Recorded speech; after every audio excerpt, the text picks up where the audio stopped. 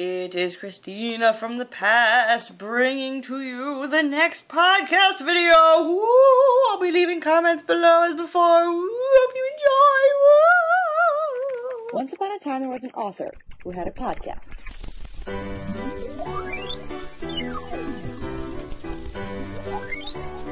Author Unplugged. Yo, guys, it's Christina, and welcome to Author Unplugged. In December 2010, me and my fiance, Wervin, sat down to talk about writing. And since we both write sci-fi fantasy, it wasn't long before the topic turned to world building. And that's the thing. I feel like I have a lot of ideas, but I've put years of effort into the story that I'm telling now. Yeah. So it just feels very difficult jumping off and starting something new. Yeah. Because I haven't started anything new in like 11 years. Right, you've been playing in this one world for a while now. Yeah. You know, I have obviously I've told you some of the ideas I have, and I really want to do that, but for some reason I keep thinking if it doesn't suck together and turn into something as big as what the world I'm working in now is, then it's not worth it, but that's ridiculous because it's taking me this long to figure out this world. Yeah. You know? Well, I mean, so different writers have done it a different way. Tolkien never wrote anything that wasn't really Middle-earth, as far as I know. Yeah. And he wrote many things that were set there. Yeah.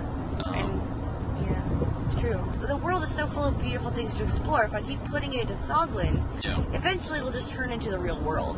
That's my biggest problem, is that I have so many ideas, and I'm not really sure how to devote time to them, or if I should, because I have so much going on, you know, with this. Of course, not all of them fit in the world of Thoglin. No.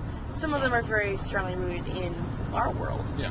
And I want to tell tons of stories. Like, I don't just want to... I want to write in different genres and stuff. I don't want to focus on one thing. So I feel like I've kind of trapped myself, but it's a willing trap. And I like where I am. It's just kind of like I have to dig myself out. Dig yourself stone by stone. Yeah, I don't know. I'm just going to have to figure out how to approach a world that doesn't necessarily have to be planned out in depth. Right. And start and add elements that make sense together. And then figure things out as you go. I guess that's one way to... And that's, it's just a matter of splitting off time and stuff. And I mean, it's taken me 10 years to get this far with this first book. It's just kind of like... Yeah. I'm 25 now. I do want to start working on other stuff. I want to finish this story, but I've always been weird with realism, though. It's like I always feel like I need to know everything about something to write something that's realistic. Or same with that way with writing, particularly. It's like I want to know all about these different areas of culture so I can write something realistic. But it's like I would be so much more comfortable writing stuff with vague and fairy tales info. Yeah, it's difficult. I guess when I think about some of the stuff that I have written, going back, I've never worried so much about making it realistic. It's more, does it seem to make sense? And not necessarily having to go so far to plan everything out back to where it's connected to the story until it needs to be there. So that when it's like, I write myself into a scenario and it's like, okay, something seemed off about this, how did this come about? And often you can get really interesting story ideas from that. That's true. Because then you have to come up with a way that what you've just written makes sense.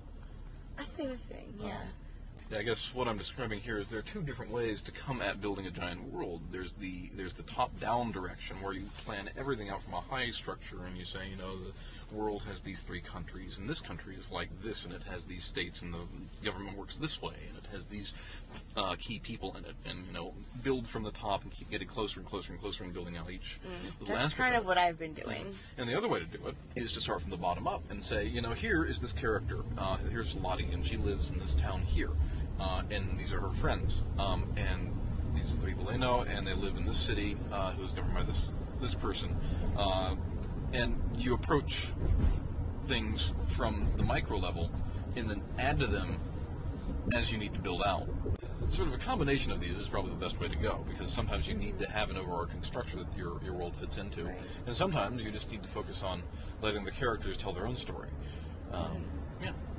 Maybe we can kind of talk about them together. We can talk about them together. I'd love to give you some of the fuller details on what I've planned for this. I would love that.